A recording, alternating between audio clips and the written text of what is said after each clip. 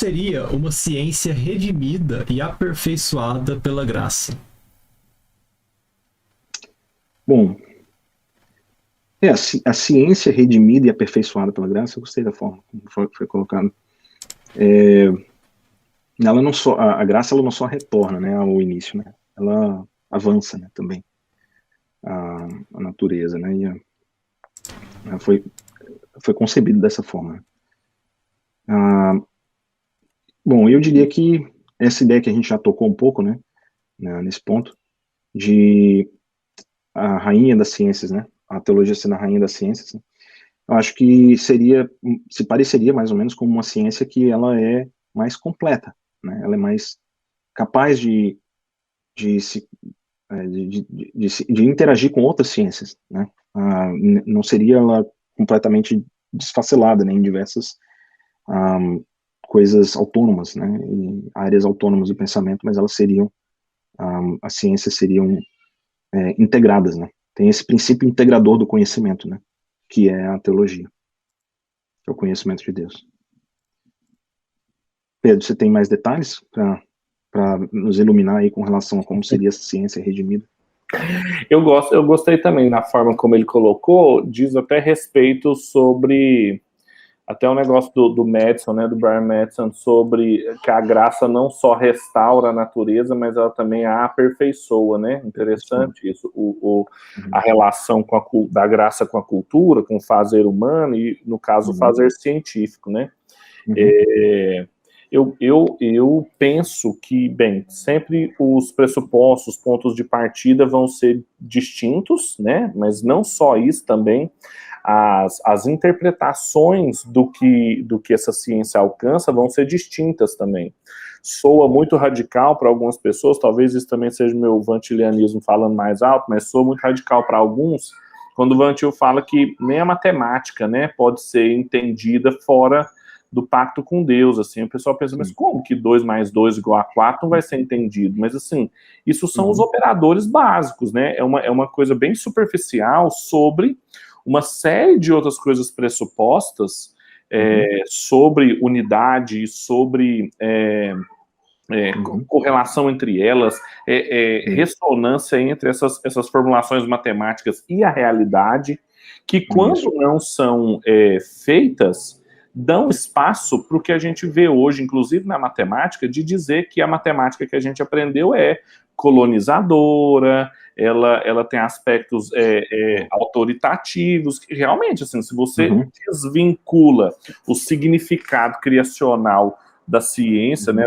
desse mandato cultural científico, você vai ter que ceder a essas interpretações mesmo de autoritárias, vai ter que relativizar e colocar em outras. Então, assim, é claro que a ciência opera... engraçado isso.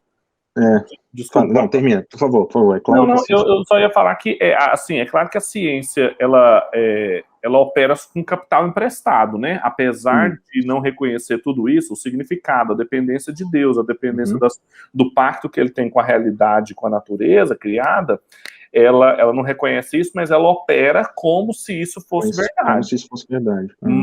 Mas, assim, em última instância, quando a gente abre mão dessa dependência com Deus, o que nos sobra é uma relativização. E é engraçado isso, porque, olha só, você sai você tenta abandonar, né, uma visão cristã das coisas em favor de um objetivismo, mas você acaba caindo depois num subjetivismo de novo, porque quando você coloca assim, poxa, a matemática como um objeto de manipulação colonizadora, o que é isso? Senão você dizer que você só pode interpretar as coisas do ponto de vista de uma relação de colonização entendeu? E de luta de classes, de poderes, né, e tal, que é, de novo, aquela ideia, né, que a gente estava falando, se tornar supremo, né, essa relação dialética, né, entre os membros, né, da sociedade. Bom, é engraçado, porque assim, não tem como fugir, né, da subjetividade. É esse o ponto, não tem como fugir da subjetividade. A gente não precisa negar ela, entendeu?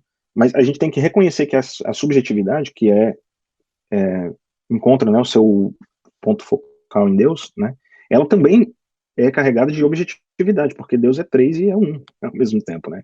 Ele une as duas coisas, a diversidade e a unidade. Então eu concordo plenamente, muito bom. Tem uma para a gente citar aqui, não é a palavra de Deus, não, mas assim, uma fonte muito boa. Que o Bavinck, na segunda palestra, ele, na página 124 da versão em português, ele fala, e é uma coisa belíssima, assim, ele fala assim: consequentemente, se o homem repudia sua dependência, afastando-se dela, ele não se torna independente. Pelo contrário, sua dependência apenas muda de natureza, perdendo seu caráter moral e racional e tornando-se subserviente a uma simplória mentalidade de meios para fins. O homem, tornando-se pecador, não ascende, mas cai. Não se torna como Deus, mas como os animais. E, por conseguinte, o sentimento, o senso de dependência, uma consciente e voluntária dependência, inclui também o senso de liberdade. Então é isso, assim, a gente... Isso é fantástico.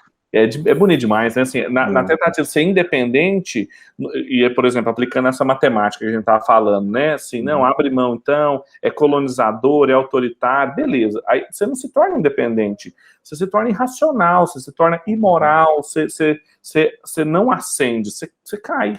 Você não se torna mais humano, você se desumaniza. Isso é muito forte. Cara, isso é muito...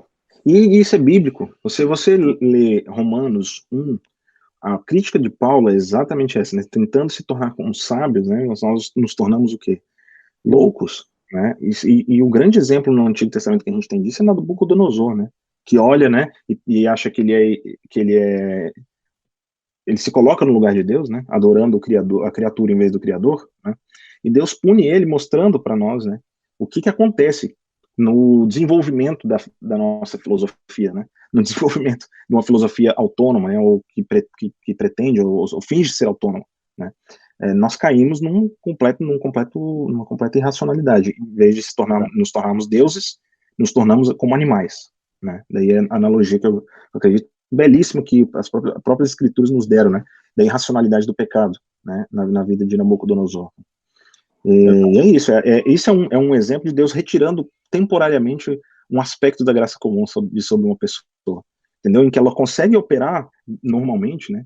Em regra, como uma pessoa completa, porque Deus está o tempo todo provendo para ela, por meio da revelação que está sendo impressa na mente dela e na visão dela, no coração dela, né? A revelação está sendo impressa constantemente nela e ela consegue operar de forma, sabe, igual você falou, né, assim, quase cristã, né, assim, ela consegue operar com base em princípios e ideias cristãs que estão presentes e que são imediatamente percebidas por ela, né, porque, assim como Paulo diz também em Romanos 1, né, os próprios atributos de Deus e a sua própria divindade, né, são claramente percebidas desde a criação, né, todas as coisas que Deus criou, né, por todos os homens, né, então, a gente já faz ciência, né, com princípios cristãos. Eu achei fantástico quando você falou assim, a matemática, a ciência, ela já é cristã, né? Assim, a gente só precisa pensar assim, como seria se nós fôssemos completamente, né? Se nós operássemos sempre com base no princípio da redenção, né? Que opera em nós, né? E nós não operássemos, né? Como de vez em quando a gente acaba operando, né? Com o princípio do pecado, né? Que também opera em nós nesse momento em que somos simultaneamente justos e pecadores, né? Massa, muito legal, muito legal.